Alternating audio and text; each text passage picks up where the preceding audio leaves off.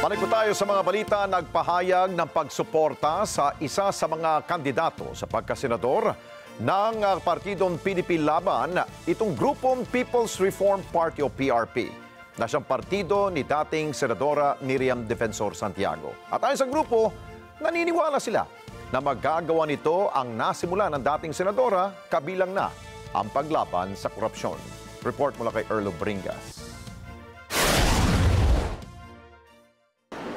You were invited here today because the People's Reform Party, founded by the former President Miriam Defensor Santiago, is going to adopt Congressman Dante Marcoleta as its candidate for the Senate. Inanunsyo ng grupong People's Reform Party o PRP ang pagsuporta sa kandidatura ni Senatorial Bet at sa Sagip Party List Representative Rodante Marcoleta. Yan ang ipinahayag ng grupo kasabay ng ilang araw bagong eleksyon 2025.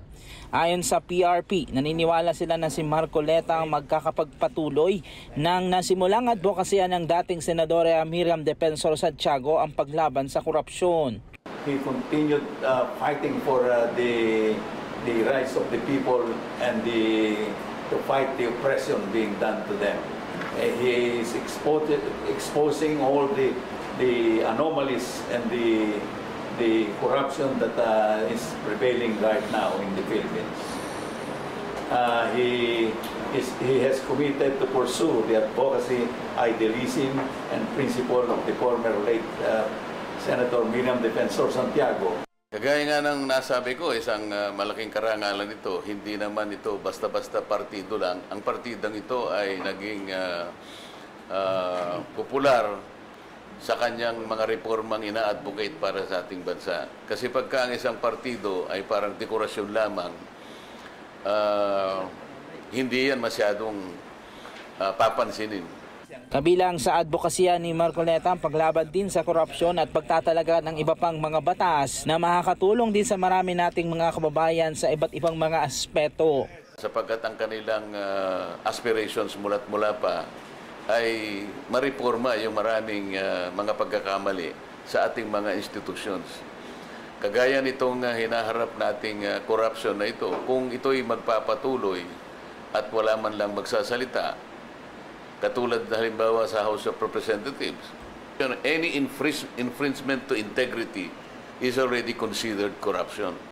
Bago ang pagpapahayag ng suporta ng People's Reform Party kay Congressman Marcoleta, kasama ang partido na PDP Laban na nagtungo ang mga ito sa Hong Kong nitong weekend at doon kinamusang overseas Filipino workers na naghahanap buhay sa nasabing bansa.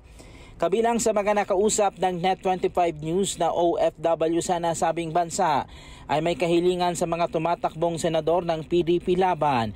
Kabilang na dyan ang pagiging safety muli ng bansa sa mga krimen at iba pa. Bilang OFW dito sa Hong Kong, 10 years na po akong naging OFW.